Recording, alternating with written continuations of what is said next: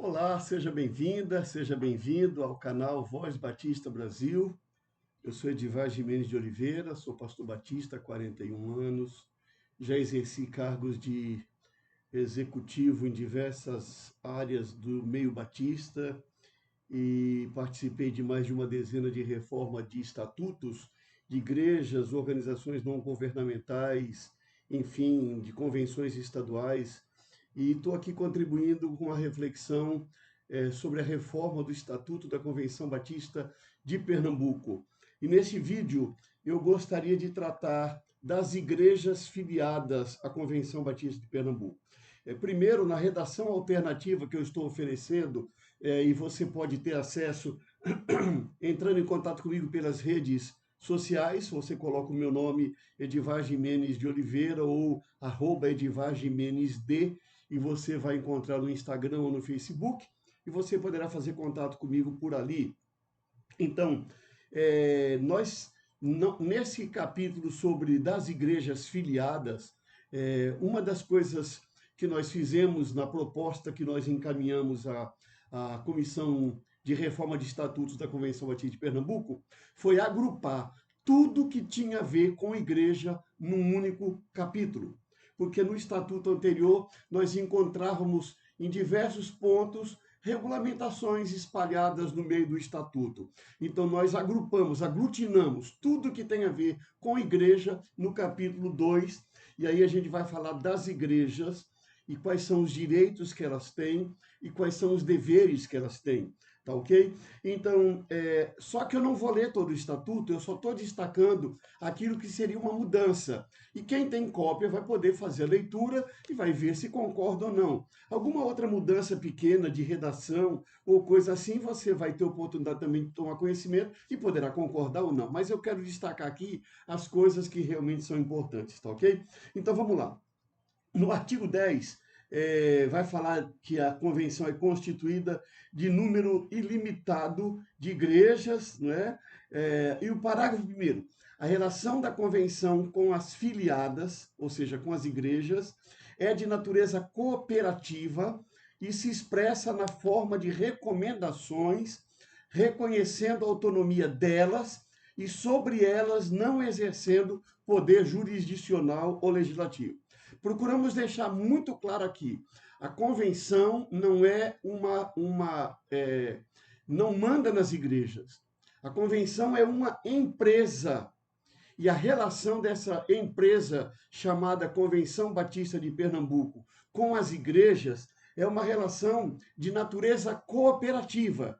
A convenção fomenta a cooperação entre as igrejas. Ela é a instituição viabilizadora da cooperação entre as igrejas, tá bem? Então, isso tem que ficar muito claro. Segundo, essa relação de cooperação, ela se manifesta, se expressa através da forma de recomendações. A convenção pode recomendar, ela não pode determinar que uma igreja local faça dessa ou daquela maneira. Ela reconhece porque conhece. Quem reconhece é porque conhece. Quem não conhece, não reconhece que a igreja, uma igreja batista local, é autônoma. Não conhece eclesiologia batista, não conhece a história das igrejas batistas e por isso não reconhece autonomia. E muitas vezes há pessoas, pastores especialmente, que eles querem que a convenção tenha mais poderes sobre as igrejas, desde que não seja sobre a igreja dele. Ele não seria o primeiro a mudar o estatuto da igreja dele para dizer, a partir de agora eu quero que a convenção tenha poderes de determinar como a gente vai gastar o dinheiro, determinar no que a gente pode pregar, como que a gente pode pregar, que música pode usar. Ninguém vai fazer isso, porque não é do Espírito, nem é da eclesiologia do povo batista ao longo da sua história, tá bem? Então aqui o estatuto apenas diz isso, que ele reconhece que a convenção não exerce poder jurisdicional ou legislativo. Um outro destaque que eu coloco aqui é quando sobre perder a condição de filiada, né? Para uma igreja deixar de ser filiada à convenção, ela pode fazer isso por iniciativa própria. Por iniciativa dela, ela pode solicitar o desligamento nos termos do regimento. Por quê? Porque nessa reforma, a minha proposição é que no regimento interno da convenção seja colocado o passo a passo para uma igreja pedir desligamento da convenção. Ela tem esse direito. Se ela não quiser mais continuar afiliada, mas tem que haver um passo a passo. Por que que tem que haver um passo a passo definido com clareza? Porque há casos de desligamentos, não é por uma pura insatisfação política com alguma decisão tomada, é simplesmente porque um pastor assumiu a liderança da igreja e ele agora está mandando na igreja. Ele conseguiu dominar a liderança da igreja, ele conseguiu mexer no estatuto da igreja e alguns até mandam embora quem não pensa igual a ele e ele fica como dono da igreja. Então, para evitar esse tipo, e eu sei que é uma linha tênue, a preocupação de você cuidar em proteger a igreja de líderes com intenções ruins, não é? É uma linha muito tênue entre aqueles pastores, líderes que não são daquela igreja, mas que querem exercer poder sobre aquela igreja. Então, nós não queremos que a igreja fique à mercê dos mercenários, não é? Que ela fique à mercê de pastores que só tem nome de pastor, mas que aproveitar o grupo para se aproveitar do grupo. Portanto, é claro que a igreja pode pedir para se desligar da convenção, mas nós vamos propor no regimento interno um passo a passo que dê a maior possibilidade possível de garantia de que ali não está havendo má fé na parte de alguém que tomou a liderança, conseguiu excluir pessoas que se opunham ao seu pensamento e querem ficar com o patrimônio da igreja, tá bom? Agora também, no item 2 do artigo 12, quanto a perder a condição de filiada, por iniciativa da convenção, quando a igreja defender ou professar doutrinas ou práticas que contrariem a declaração de princípios ou a declaração doutrinária da convenção. Nós procuramos colocar esse ponto de maneira mais clara, porque quando você diz assim, como estava na outra, professa doutrinas ou práticas contrárias aos princípios bíblicos, por exemplo, fica muito genérico, porque são milhares de princípios bíblicos que podem ser evocados para justificar que um grupo queira tirar uma igreja da convenção. Então, para evitar isso, quais são os documentos que servem de parâmetro para definir uma igreja como sendo batista ou não? O documento número 1 é uma declaração de princípios que nós temos e está disponível nos sites das convenções batistas, inclusive da Convenção Batista de Pernambuco, da Convenção Batista Brasileira. Aquelas igrejas que se regem por aquele meia dúzia de princípios, ela pode ser considerada uma igreja batista.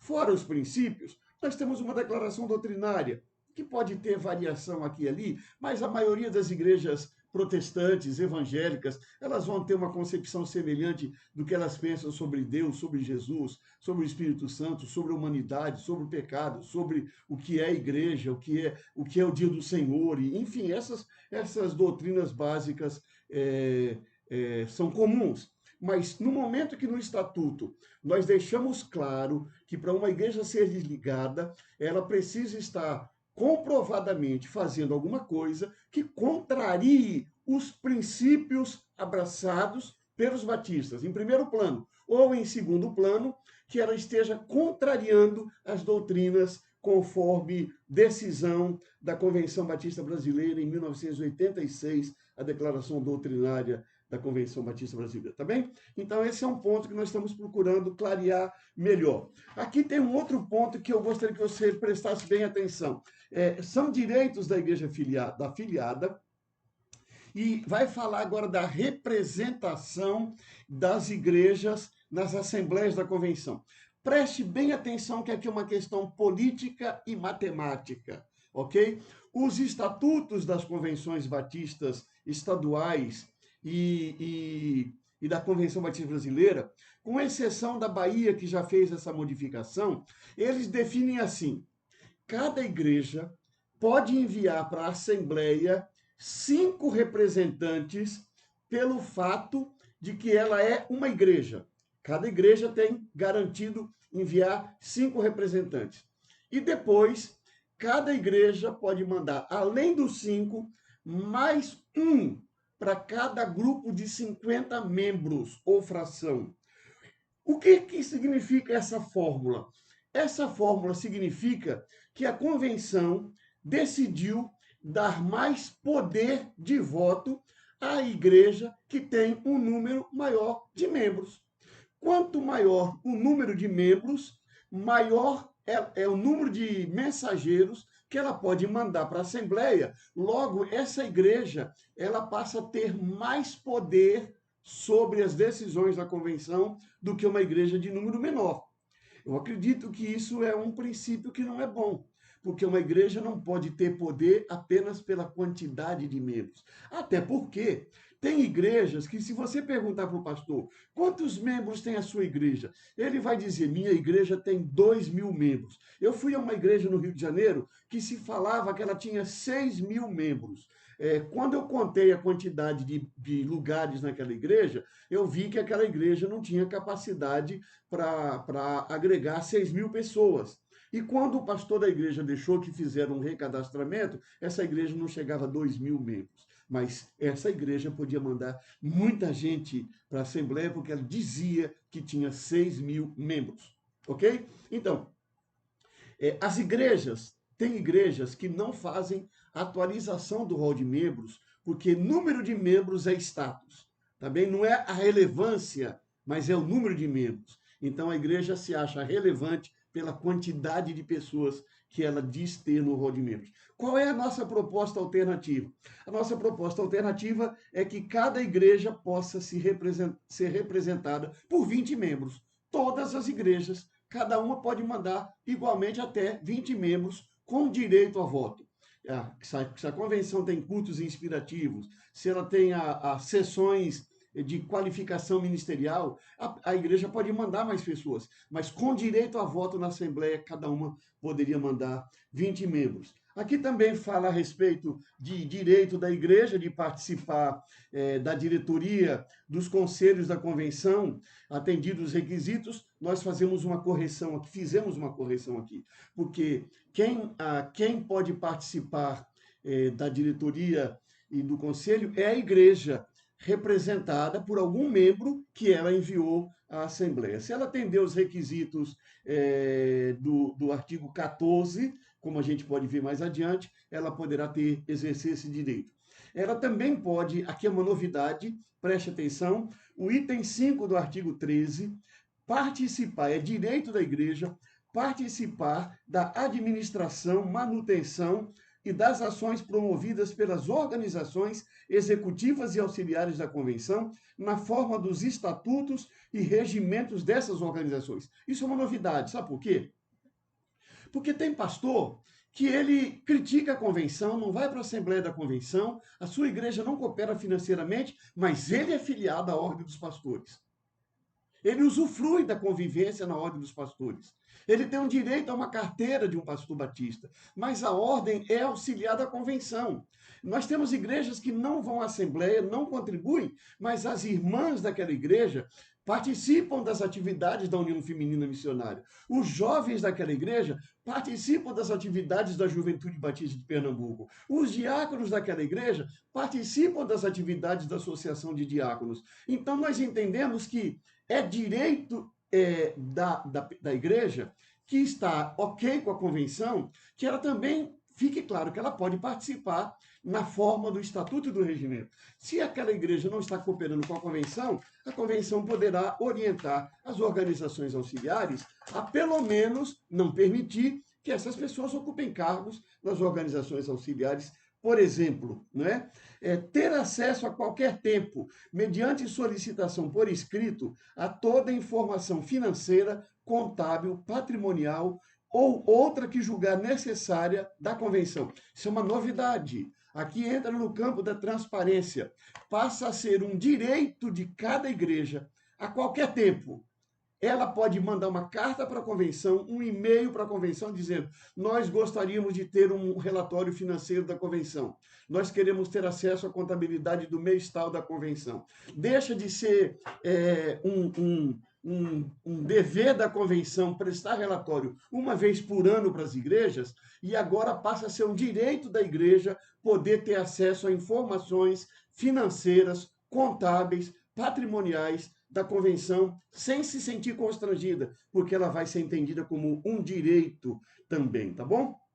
Aqui também nós estamos colocando que passa a ser a contribuição para a convenção, não passa a ser só uma sugestão, nós estamos aqui colocando que a convenção deve contribuir com pelo menos 10% das suas receitas não designadas, não é? Agora, com uma novidade. A novidade é que a igreja deve contribuir com 10%, porém, o parágrafo 1º diz: as filiadas poderão requerer por escrito a suspensão parcial ou total da cooperação financeira para o plano cooperativo, indicando as razões e o tempo da suspensão. Então, digamos que a sua igreja esteja passando por um momento muito difícil. Ela está tendo que reequilibrar as suas finanças. Ela já analisou todas as possibilidades e está com muita dificuldade. Ela faz uma carta para a convenção, explicando os motivos dela e pedindo uma suspensão temporária por 3 meses, durante 4 meses. Então, a convenção aguarda ela se reorganizar e depois, então, ela pode voltar a cooperar financeiramente. Mas isso o regimento interno vai regulamentar. Aqui também nós estamos dizendo que, colocando como novidade, que as igrejas que não comparecerem por 3 vezes consecutivas às assembleias ou deixar de contribuir 12 meses consecutivos sem justificativa por escrito, poderão ter suspensos, parcial ou integralmente, seus direitos previstos nos itens 4 e 5. Esses itens, portanto, 4 e 5, são os itens que são de participar na administração não só da convenção, mas também das organizações auxiliares e das associações regionais de igreja, tá bem? Então, essas são as novidades a respeito das igrejas, dos direitos e deveres das igrejas filiadas. Deixa aí o seu comentário, se você discorda dessa proposição, tá ok? Deixa aí o seu comentário e as suas sugestões, suas críticas, e a gente vai continuar dialogando sobre isso. Forte abraço, até o próximo.